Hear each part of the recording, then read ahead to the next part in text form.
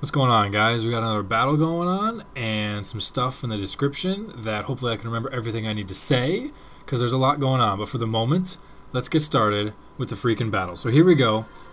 This is one of my teams and I lead off with Jirachi, so I'm going to T-Wave this thing just in case.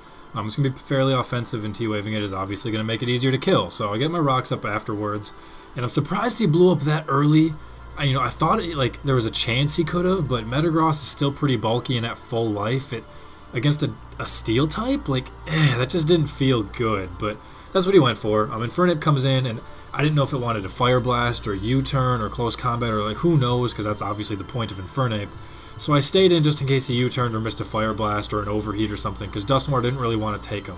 Slowbro comes in, and I expected something bulky to come in, not a Starmie, so that's unfortunate. I just gave it Specs. I go to Bliss, and then I actually expected him to go back to Infernape, and he didn't. So that hurt.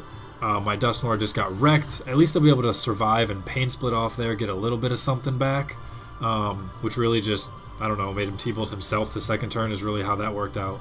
And then hopefully don't get Parahaxed right there, thank God. Activate that. Oh, jeez, that still hurt like hell. It should. It's a Spec Starmie now. Put it to sleep, get an extra turn of Poison Heal that way. And I figure just in case he has a Ghost, I'm going to go Seed Bomb first. And thankfully that's going to be just barely enough where I can kill it with a Mach Punch, because I no longer use Substitute on Breloom.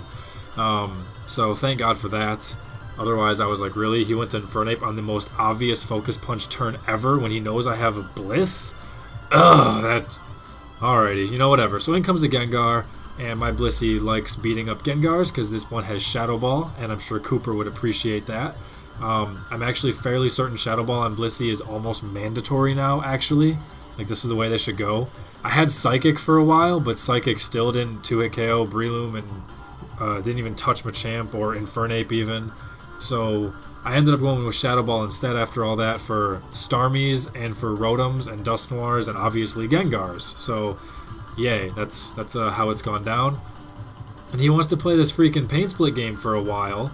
And that's just, I guess, really what he wants to do. Eventually he sends out a Lucario, which is not good.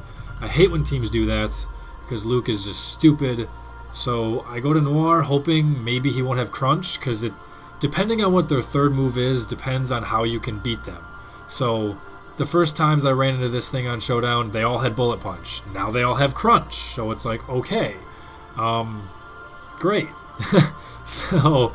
at this point, I mess up a few times, and I figure, oh, I'll just get a little bit of extra Life Orb recoil, and then maybe Extreme Speed's not going to kill him. I just have to go close combat. And then I win the speed tie. It's like, bloody hell, I just threw away 2 pokes for no reason, because that extra Life Orb recoil or potential close combat defense lowering wasn't going to help me. So, whatever. I go to Bliss. I still don't know what his last is at this point. Yes, in the little corner there it shows Melodic, but at this point in time I did not know that. So, whatever. Blissey's just coming in here and Shadow Balling for the win.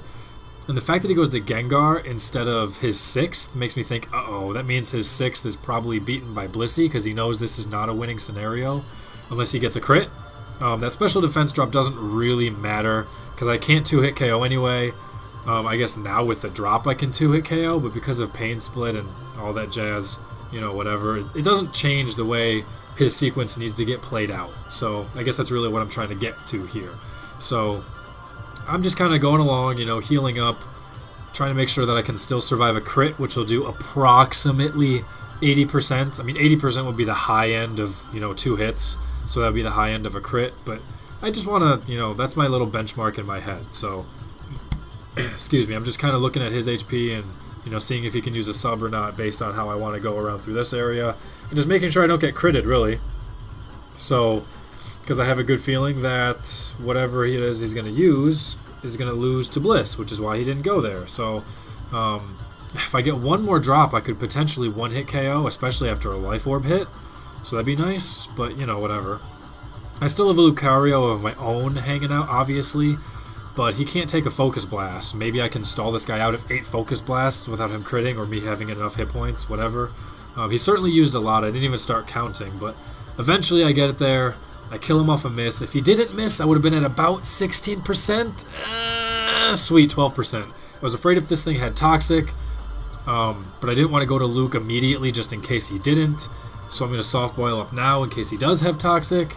Turns out he doesn't have toxic at all. So he's just going to end up forfeiting because he knows he can't beat Bliss. And eventually I'm going to get this, like, I don't know if it's recover or rest. I also want to figure that out. If it's rest, I'll have a chance to bring in Lucario and SD up. If it's not rest, I wouldn't even have to SD. I would probably just, I don't know. I don't know what I would do, but he knows he can't win eventually, so he just forfeits. And that is our game. Thanks for watching, guys. Take it easy. Catch you later. Peace!